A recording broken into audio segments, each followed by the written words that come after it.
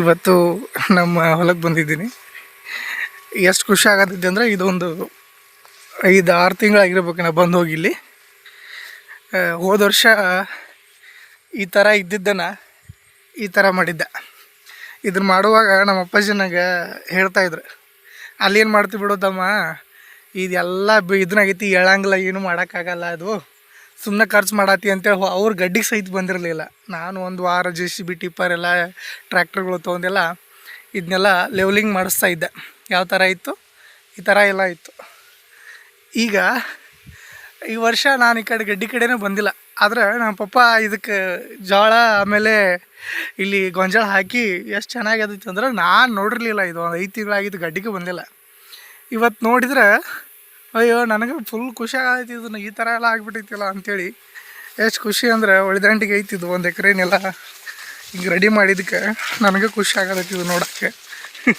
I am so happy today.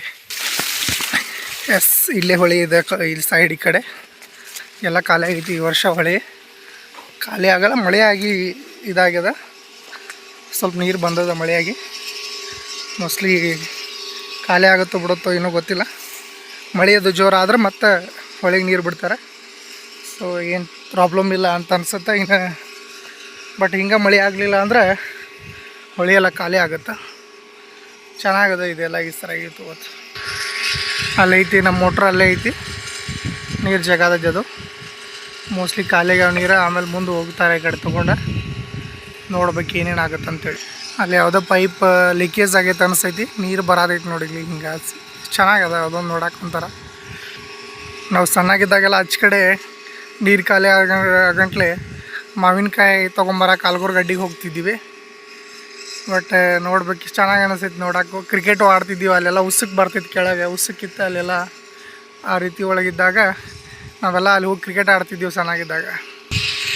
ನನಗೆ ನನ್ನ ಗಡ್ಡಿ ನೋಡಂತಲೇ ಫುಲ್ ಖುಷಿ ಆಗೋದೈತಿ. ಇವತ್ತು ಈ ಥರ ಬೆಳಿಗ್ಗೆ ಬಂದುಬಿಟ್ಟೈತಿ. I am so happy.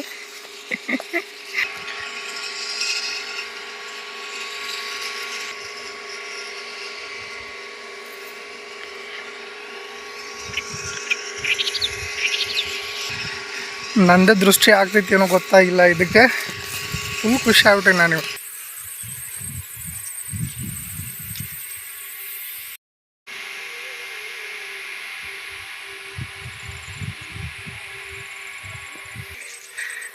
ಇವತ್ತು ನಮ್ಮ ಹೊಲಕ್ಕೆ ಬಂದಿದ್ದೀನಿ.